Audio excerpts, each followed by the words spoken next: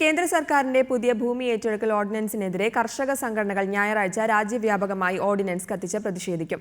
കോൺഗ്രസ് അടക്കമുള്ള പ്രതിപക്ഷ പാർട്ടികളുടെ പിന്തുണയോടെയാണ് സമരം. പഴയ ഓർഡിനൻസ് കാലാവധി നാളെ അവസാനിക്കുന്ന സാഹചര്യത്തിലാണ് ഞായറാഴ്ച മുതൽ പുതിയ ഓർഡിനൻസ് നിലവിൽ വരുന്നത്.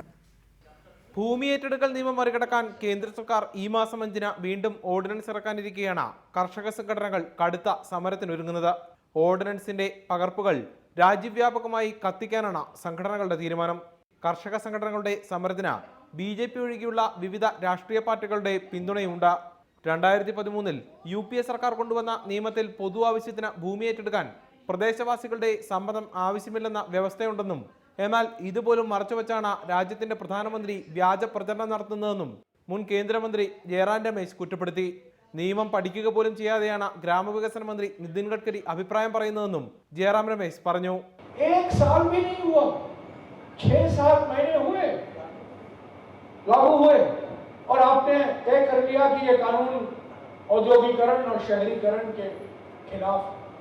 കേന്ദ്ര സർക്കാരിന്റെ ഭൂമി ഏറ്റെടുക്കൽ ഓർഡിനൻസിനെതിരെ 5 കോടി കർഷകരുടെ വോട്ടുകൾ സമാഹരിക്കാനും മെയ് 5-ന് ദില്ലിയിൽ ഭൂമി അധികാർ സംഘർഷ് എന്ന പേരിൽ റാലി സംഘടിപ്പിക്കാനും കർഷക സംഘടനകൾ തീരുമാനിച്ചു.